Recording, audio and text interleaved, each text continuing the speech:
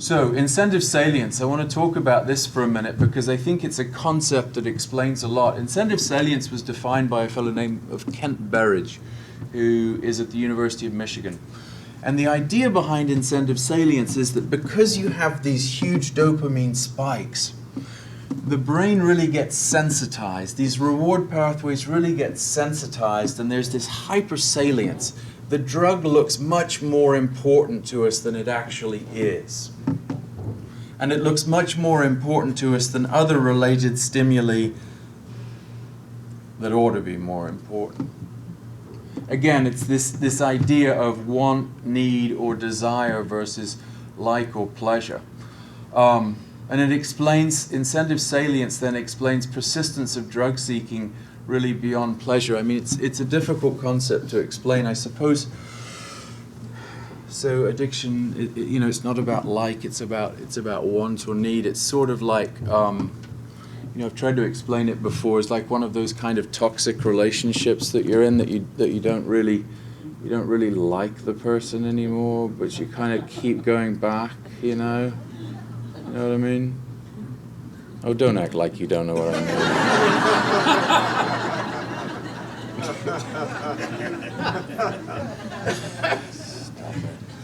Okay. So the way you hear this in people's stories might be from a stimulant. This is very prominent in stimulant abusing people. So cocaine and amphetamines, people will say, look, by the time I was finished, I didn't even like it anymore. I was like a robot. I just couldn't stop doing it. You hear that kind of clinical story that I just couldn't stop. The fun had gone, but there's this sort of compulsivity, and I think this explains a lot of the compulsive use of drug despite negative consequences, right? This is incentive salience. So enough about dopamine. Let me switch and just talk about this, the other side of this equation, the relief part. Pursuing reward, dopamine-driven relief we're going to talk about in terms of stress. So this is George Koob, who was the head of NIDA before Volkoff, and he's a brilliant guy, and he said, look, yeah, reward dysregulation, dopamine-driven stuff, this is prominent early in the development of the addictive process. Use drug to feel good or satisfy need. That's positive reinforcement, right? Use drug, feel good. Use drug, feel good. But as that system dysregulates, right, as those dopamine receptors get pruned back and doses escalate, what starts to happen is you start to feel bad when the drug is not there. Used to relieve suffering. This is driven by corticotropin releasing factor and cortisol. And so these two systems then mutually start to dysregulate. The dopamine system and the stress system just start to dysregulate. And Koob describes addiction really in a three-phase cycle. So binge intoxication is one phase. That's what's happening in the midbrain. Use drug, boosting dopamine. And then as the drug goes away, there's this withdrawal negative affect stage that happens in the limbic system, really in the amygdala. And that these two are kind of toggling back and forth. And that this is really kind of where addiction starts to, really where addiction lives. And then the third phase of this cycle is the preoccupation anticipation phase. This is a frontal lobe phenomenon. So start to, feel bad, preoccupation. This is, right, the phenomenon of craving. But now this is the science of craving. Frontal lobe, stuck in this loop, can't let it go, right? So then we use, and then back here, and stuck in this loop. He uses the term allostasis. It's a difficult concept to understand, but you'll hear it, I suspect, more and more. And allostasis describes biological systems that are trying to achieve stability through change.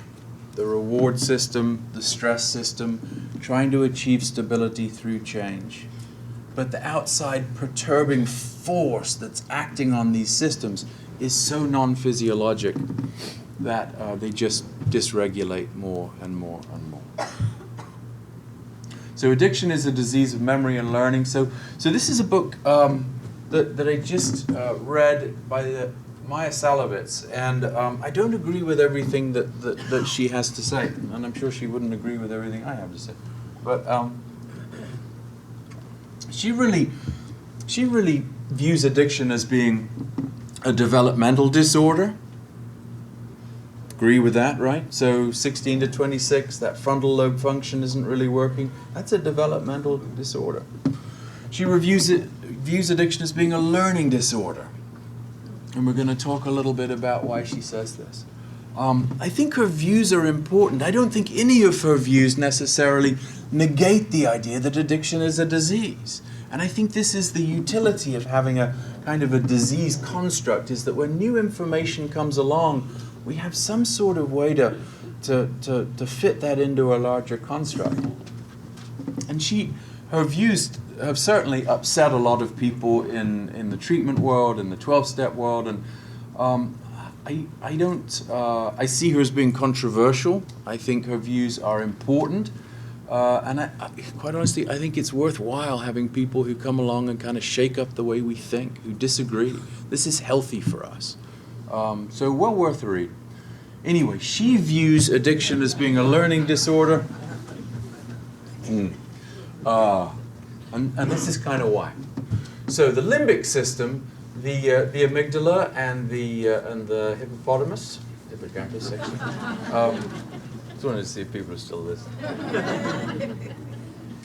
These parts of the brain, lots of different kinds of memory in the brain. These parts of the brain are quite specific for memory of events that were previously euphoric, previously rewarding.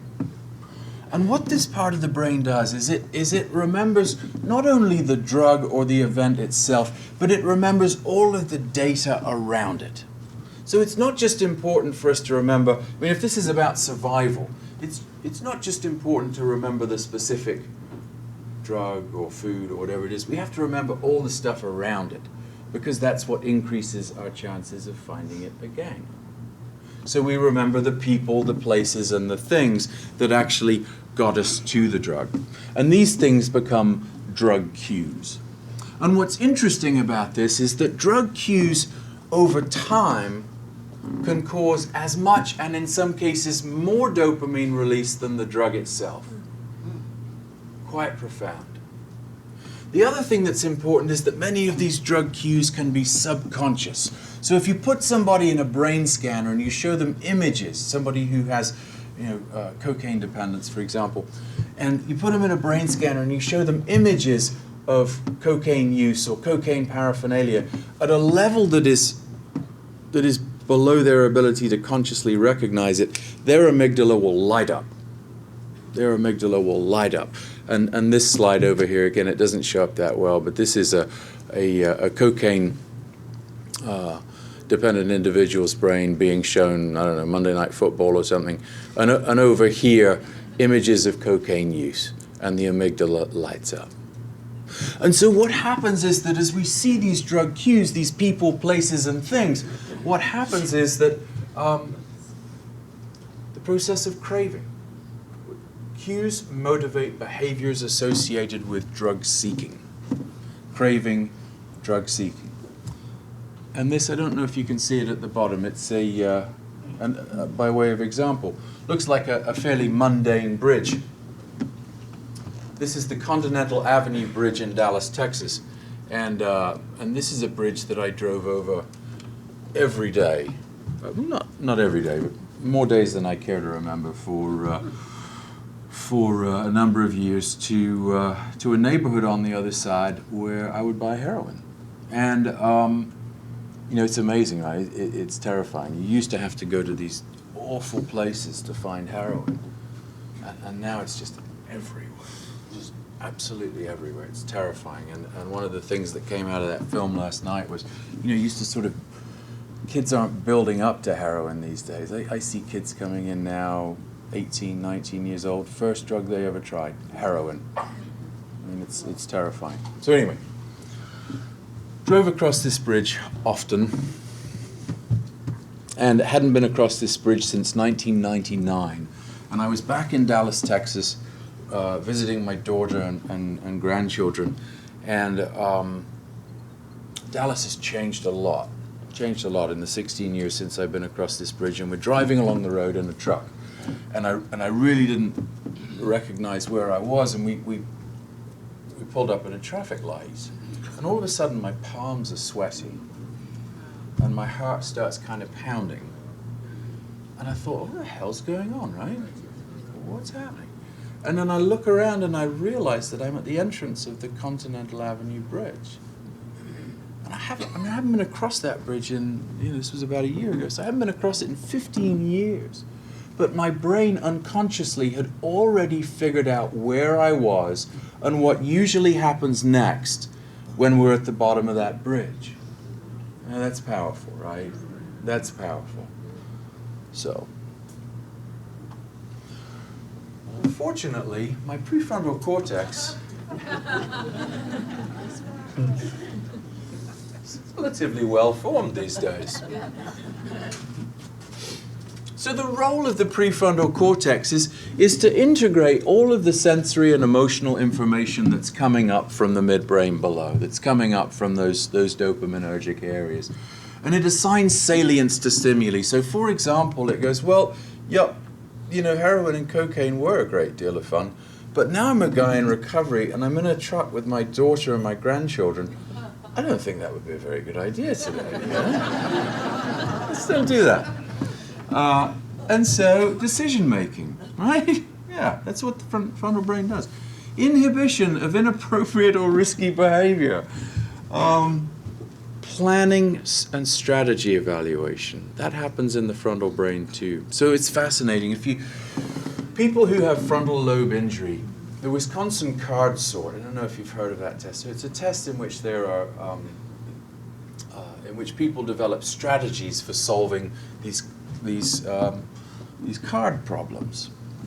And people who don't have frontal lobe injury will very quickly shift their strategy. If it's not working, they'll change their strategy.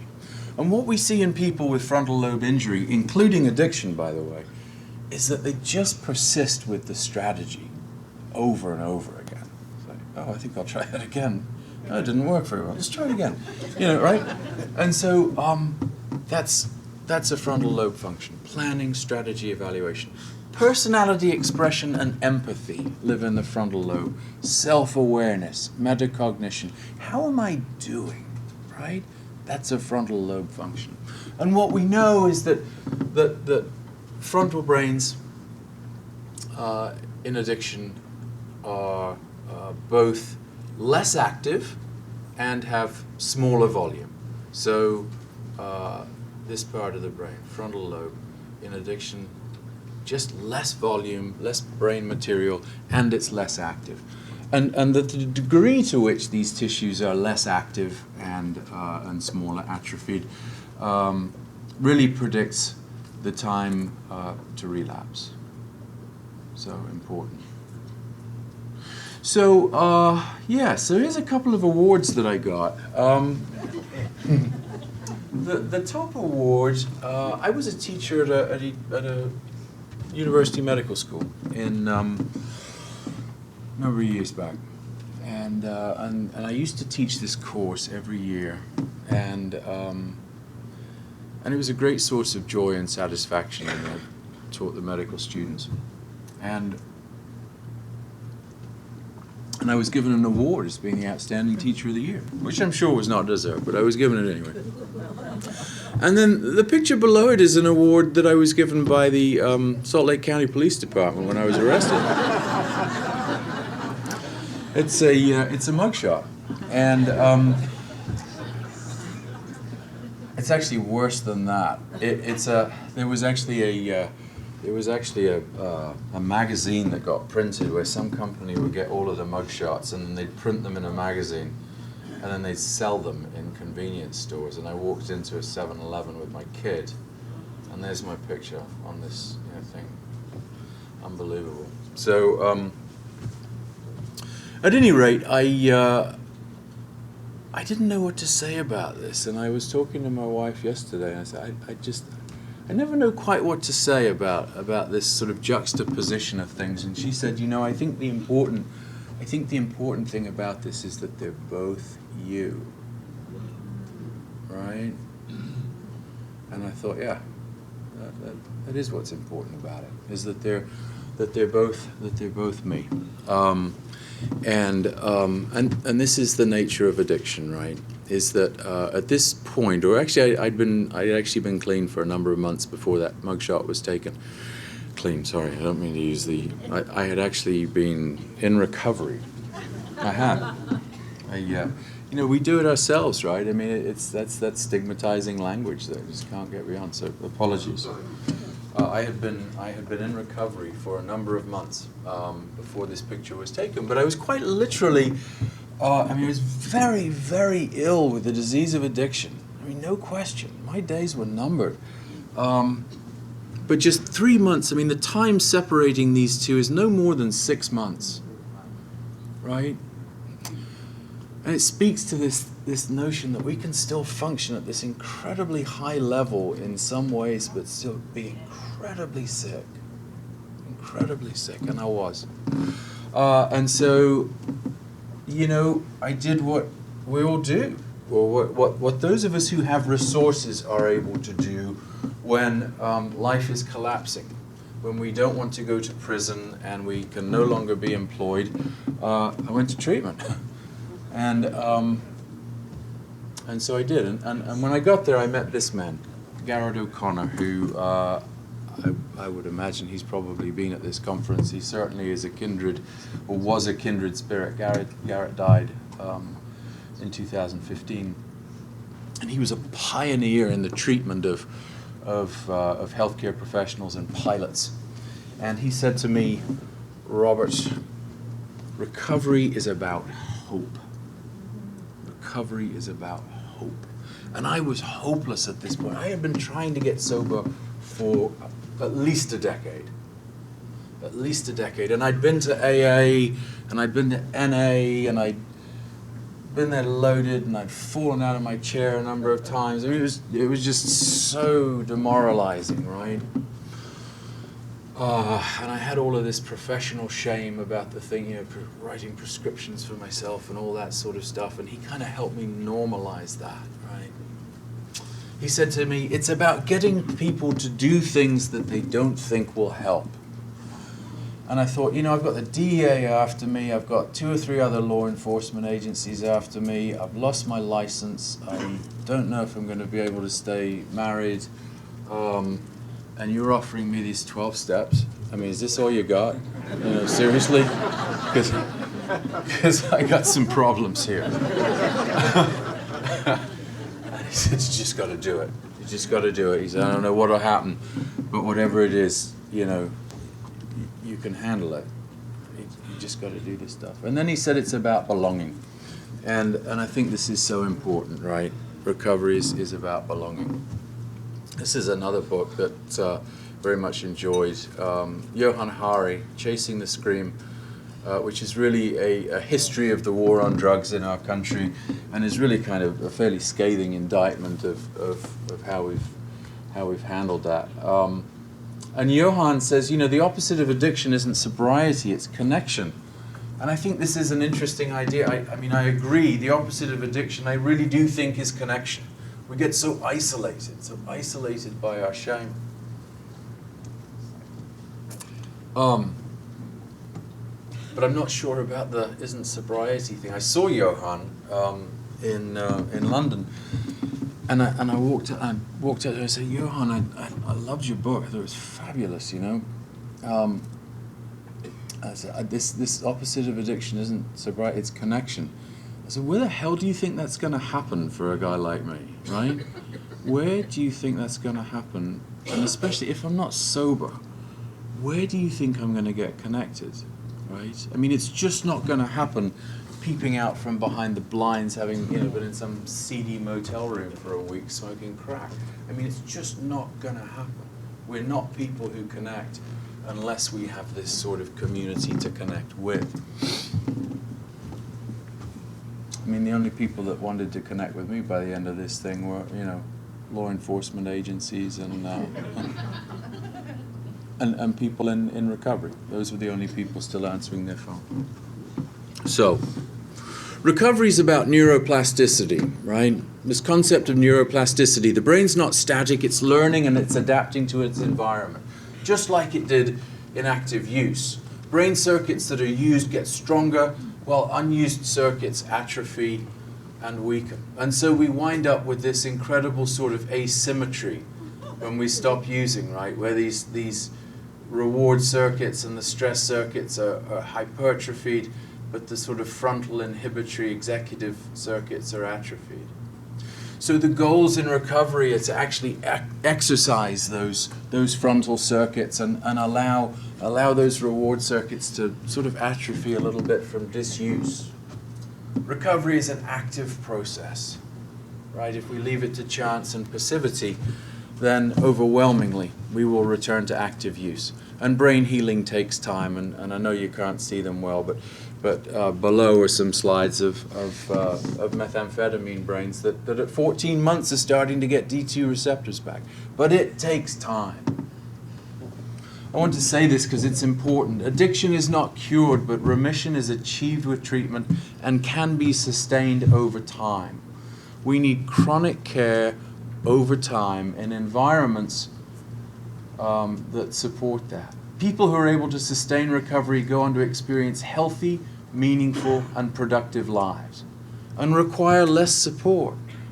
People who struggle need a system of care that can meet their increasing needs. So we need this kind of accordion type care that can meet, high needs when necessary, but can kind of pull back and support people in a less rigorous way as they find more stability. We need these sorts of care models over time. We know. This is a study that was done in the British Medical Journal, also I think in 2011, DuPont and colleagues, which looked at docs. Docs and pilots are held to a high level of accountability over time. So when docs run into trouble, they become accountable to physician health groups or boards or whatever it is. They go to residential treatment for 90 days. After that, they're monitored for 3 to 5 years. That's what we do. We also have ASAM docs. We have obligatory counseling. We have obligatory meetings of some sort, usually 12-step, although there's some controversy around that. And the success rates for return to work are 70 to 90%. 70 to 90%. If we structure care like this, people get better. Right? Recovery management. I got to meet John Kelly last night. I mean, what an amazing guy. He was part of this whole process, William White and John Kelly. Recovery management, recovery-oriented systems of care. This is kind of the coordination of addiction treatment services. It mirrors the chronic and integrated care that physicians and pilots receive. The difficulty is it's hard to get people to subject themselves, right? Remember, we have that difficulty. We don't self-assess well. I mean, what do people say at the end of their 90 days of treatment? I got this, right? I got this. We just don't, we don't see the problem as being as big as it is. It's hard to get people to commit to this. There are a number of very successful collegiate recovery programs around the country that do this very well, and their success rates completely mirror what happens in physicians and pilots. This kind of care model works, and this is where we need to go to. I want to talk about 12-step recovery. The primary purpose, as many of you will know, is to stay sober and help other alcoholics achieve sobriety. 1939, Bill W. writes, the main problem of the alcoholic centers in his mind. What we find in 12-step groups is hope, a sense of belonging, and really unconditional acceptance. And that through working these steps, we have this shift in our moral psychology, this psychic change, this spiritual awakening, which I think is a fascinating concept, right? I mean, we can't really even agree what it is that we're going to call it, right? We have these different terms. We all kind of know it when we see it, right? When you see that shift in somebody, you go, yeah, that's it, right? but we don't know what that is, and I'm fascinated by that concept. So how does AA work? And I realize I'm kind of stepping on I'm kind of stepping on sacred ground here.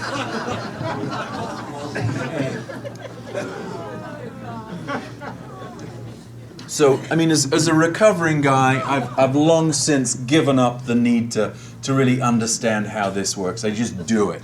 I just do it. But as a provider of addiction services, I want to know what's happening. I mean, what is going on? What is the neurobiology that underlies Alcoholics Anonymous and recovery processes? What is the neuroplasticity? What is the process that happens? How does AA work on that level? I was thrilled to find this article, and there's actually a book by the same name, The Molecular Neurobiology of 12-Step Fellowship, Connecting the Dots for Recovery. And I read it several times, and I read the book a couple of times too, and the dots are no better connected for me, I can tell you. And I don't mean to disparage any of the authors. I know a number of them and think highly of them, but we don't know anything. I mean, we really don't. We're just starting to understand the neurobiology under addiction. We have no idea what the neurobiology of recovery is. But this is going to be a fascinating area that evolves. I just want to talk. So this is one man's opinion. The things that I'm about to share are really just one man's opinion about what might be some of the neurobiology, or not even the neurobiology, but perhaps the significant behavior change that fosters neuroplasticity and recovery. So powerlessness, step one. We admitted we were powerless, that our lives become unmanageable. This powerless thing, I mean, most people can accept unmanageable, but powerless is so hard for us. And I love this quote that's in the AA book. I saw that willpower and self-knowledge would not help me in those strange mental blank spots, right?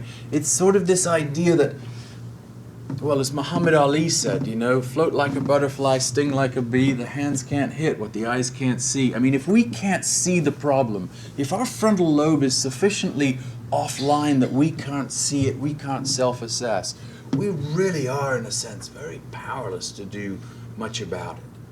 And I think part of the power of AA and other recovery processes, whatever they may be, is people can kind of hold up that mirror for us and say, okay, maybe you don't see it, but I can see it. Trust me, right? We borrow other people's frontal lobes in a sense. Step two, the insanity, right? So we came to believe that a power greater than ourselves could restore us to sanity. Well, what insanity? I mean, that's a pretty strong accusation that I was insane. Well, as it turns out, the insanity of an unchecked, revved-up midbrain, impulsiveness, survival-like behaviors that surround drug seeking. It just seems so out of proportion, right? And the offline forebrain, the absence of self-awareness, absence of impulse control, insight, empathy. We can't modify our strategies. If we can't modify our strategy, you know, it's that business, the insanity of repeating the same behaviors over and over, expecting different results. I mean, it's actually worse than that. I mean, I honestly expected better results. I mean, it really, you know, same results. So step three, I mean, the number one obstacle as I see it in people who I look after. In step three, we make this decision to turn our will and our lives over to the care of God as we understood Him, and as I feel, as I don't understand Him, right? I am not somebody who was brought up with a conception of God that ever made any sense to me. For those who do, I don't begrudge them that. I wish that I did, but I just don't. But even for a guy like me, this is a step that I can take. The number one obstacle, I think, is the God thing. The book says, look, you know, it's the main object of this is to help people find a power that will solve, a power greater than yourself that can solve this problem. This is an interesting book by a guy named Newberg. how God changes your brain. He said, look, they did studies. He's a neurobiologist, and he put people in scanners, and he took first people with kind of theistic religious systems, beliefs, and he put them in scanners and said, okay, kind of go through your process of prayer and introspection and what have you. And it turns out that their brains, their dopamine pathways light up, and their frontal lobes light up as well. And then he took people who had non-theistic belief systems and did the same thing, and guess what? The same thing happens. And so he said, it doesn't matter whether you believe we invented God or God invented us, as long as you kind of believe something, it appears to have some importance, some significance in our dopaminergic system. And furthermore, these things are sufficiently conserved in people, they're sufficiently consistent in different sorts of people with different belief systems, that it really suggests there is something hardwired, almost this kind of, this need we have to believe in something.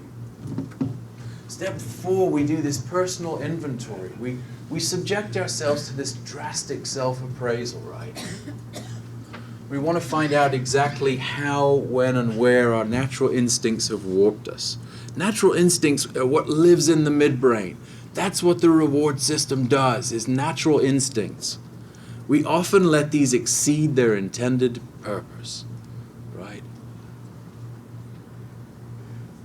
I left out step 5. So step 5 is we share our inventory in a spiritual setting with another human being. And what step 5 gives us is perspective. I come to see that all of those things that I did, I get perspective on that stuff. And I get acceptance. The story in my head before step 5 was, if somebody knew this about me, they wouldn't accept me. I'm living this lie. After step 5, I have shared these things, including that one thing that I just couldn't share with anybody, right? And I'm accepted. Step 6 and 7, we go through this. We're entirely ready to have our defects removed. We humbly ask Him to remove our shortcomings. Beautiful quote from Viktor Frankl: when we're no longer able to change the situation, we're challenged to change ourselves. This is what 6 and 7 is about. We come to terms with our liabilities, with our defects of character, and we're able to start changing our behavior. Steps 8 and 9, these are about making a list of people that we have done harm to and making amends to them. Empathy and forgiveness are frontal lobe functions. Empathy and forgiveness are frontal lobe functions. Again, we're building frontal lobe function. And then step 10, again, when we retire at night, we constructively review our day. So this is, again, that idea we're building self-awareness, we're building metacognition. We are starting to look at our own behavior, frontal lobe function, and start to change it. And when we're wrong, we promptly admit it. I want to talk about meditation because I think, very briefly, I know we have, what, 5 minutes or so? Meditation, I think, is dramatically underused in the recovery setting. This is step 11, sort through prayer and meditation. And when I see people, I often say to them, you do any meditation? And they say, well, I can't get my brain to shut up. And what I say to them, is your brain will probably shut up when you're dead.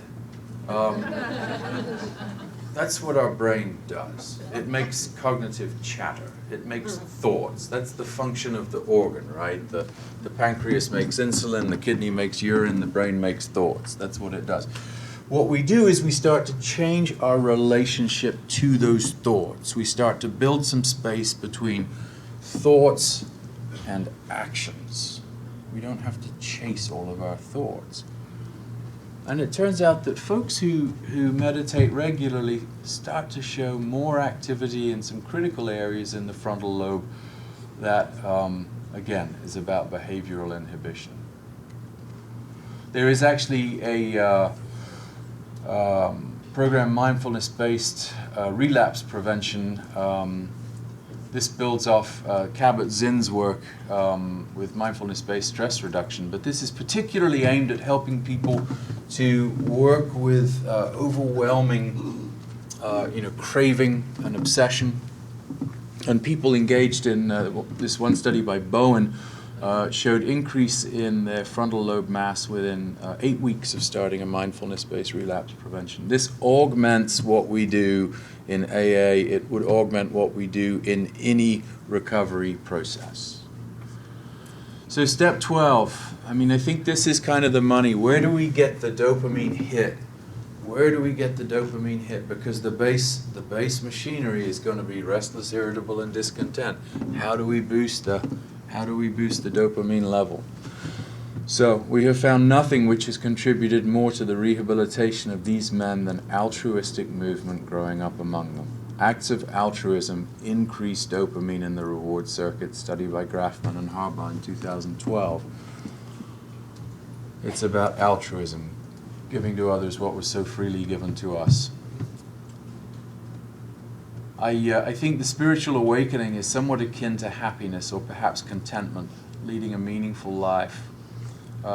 Epicurus and Aristotle, I guess they were having a chat, and Aristotle says to Epicurus, "Hey, what do you think about happiness?" And he says, "Oh, yeah, happiness is about seeking pleasure and avoiding pain."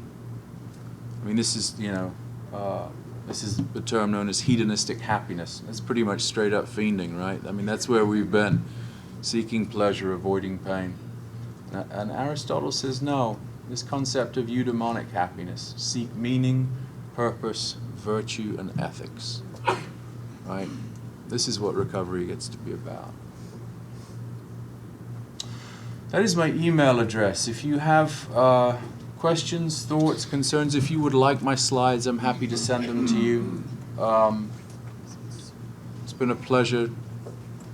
Thank you so much for having me today.